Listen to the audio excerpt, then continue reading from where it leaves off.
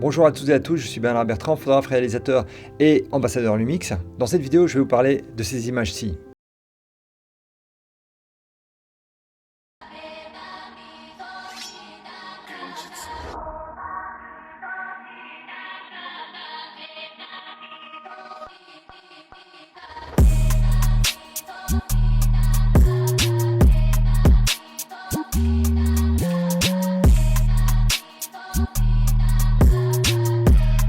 Alors certains d'entre vous connaissent déjà peut-être ma chaîne YouTube en anglais, j'y partage régulièrement des vidéos sur mon travail et l'utilisation que j'ai des appareils de la gamme Lumix, principalement en vidéo. Et cette fois c'est décidé, je vais m'occuper de cette chaîne en français, puisque ça m'a souvent été demandé, ou parce que je vois souvent des commentaires sur ma chaîne en anglais avec des questions en français. Donc vraiment n'hésitez pas à rejoindre ma chaîne et à liker, à partager comme d'habitude et à activer les notifications pour savoir quand je sors une nouvelle vidéo. Alors dans cette capsule, je vais revenir sur cette petite vidéo que j'ai postée en fait sur le groupe Lumix S sur Facebook en anglais. Et là aussi j'ai eu pas mal de questions qui me demandaient de donner des explications sur ce shooting là. À l'origine j'avais en fait réalisé ces quelques secondes de vidéo pour ma chaîne Instagram. Au passage donc, n'hésitez pas à me suivre sur Instagram aussi si vous voulez voir plus de contenu de ce type.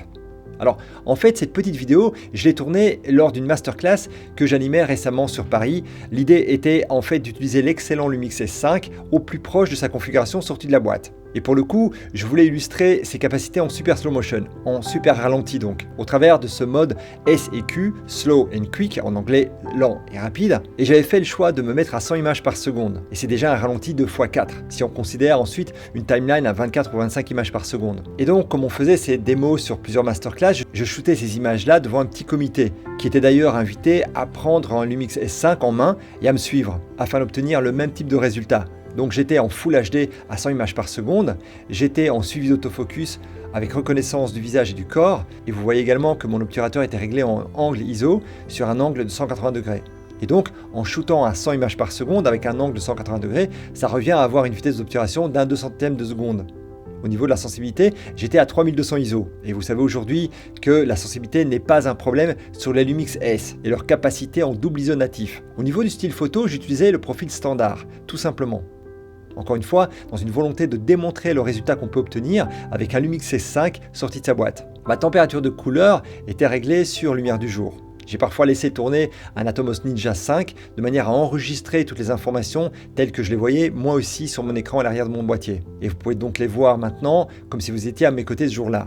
Comme vous pouvez le voir, le suivi d'autofocus fait un travail remarquable. Il suit parfaitement le visage et l'œil de mon sujet. Et regardez comme le suivi de la F reste immobile aussi longtemps que mon modèle est dans l'obscurité. Il revient par contre directement dessus dès qu'il rentre dans mon faisceau de lumière. Alors un point important à ce sujet, vous devez garder à l'esprit que vous êtes aussi capable de paramétrer la vitesse à laquelle l'autofocus se déplace dans une volonté d'imiter un déplacement de focus lent, comme on l'obtiendrait en cinéma avec l'utilisation d'un follow focus. Je vais donc très souvent préférer une valeur inférieure à 0 au niveau de la vitesse de mon AF. Je veux en effet que mon AF continue revienne, se coller sur mon modèle dès qu'il rentre dans la lumière à nouveau.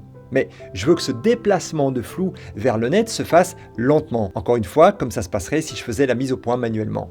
Maintenant, un mot au sujet de mon setup lumière. Si vous suivez déjà mon travail, vous savez que la lumière est pour moi une sorte de signature. Ceci étant dit, ça ne veut pas dire pour autant que je vais systématiquement opter pour des setups de lumière ultra complexes, avec plusieurs sources et différentes températures de couleur. En fonction du résultat que j'ai en tête, je vais surtout utiliser exactement ce dont j'ai besoin, ni plus ni moins. Et pour cette masterclass, je me suis basé sur la lumière que j'avais fait sur un précédent shoot, que j'avais réalisé d'ailleurs avec le même modèle. J'avais exactement ce setup là pour ce shoot-ci.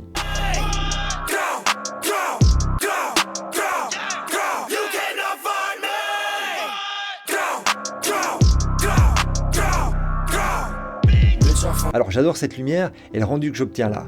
Et pourtant, c'est super simple et tout à fait abordable. J'utilisais un Godox SL60, comptait quelque chose aux alentours de 100 € je pense, avec un softbox octogonal de chez Karuba, que j'ai eu d'ailleurs avec le Godox, ça doit valoir aux alentours de 50 € je pense.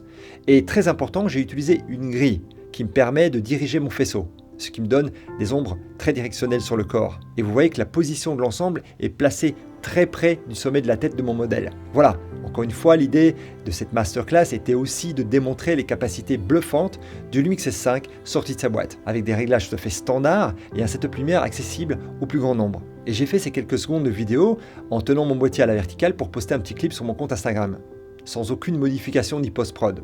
Je remercie au passage mon ami et modèle Alka Matewa, 3 fois champion du monde de boxe thaï. Vous pouvez aussi le retrouver sur Netflix en ce moment dans la série Les Braqueurs, où Alka joue le rôle d'un des 4 braqueurs dans la série. Et dans une toute prochaine capsule, je reviendrai d'ailleurs avec Alka et d'autres boxeurs pour un nouveau breakdown, celui de ce shooting-là.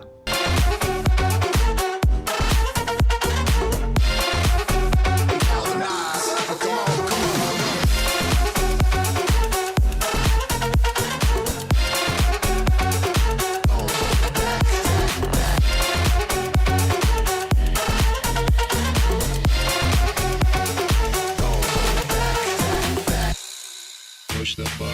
Hold back. If you think about it too much, you may stumble, trip up over your face. Hold back. Can we think it's time you get up? Time like a sit up. Come on, keep pace. Hold back. Put apprehension of the back burner, let it sit. Don't even get it lit. Hold back. Get involved with the jam. Don't be a prick. Hot chick, be a prick. Hold back. C'est un shoot que j'ai réalisé sur le stand Lumix au Salon de la Photo à Bruxelles il y a peu, avec de la lumière ambiante un peu de partout. Et je vous expliquerai donc comment j'ai fait pour obtenir ce résultat, sans aucune post-production. D'ailleurs, pour celles et ceux qui étaient au Salon de la Photo, vous avez pu me voir réaliser ces images en live. J'avais des retours sur des écrans OLED un peu partout sur le stand. Je vous fais cette capsule très prochainement. Voilà, c'est tout pour aujourd'hui. Je vous remercie de m'avoir suivi et je vous dis à bientôt.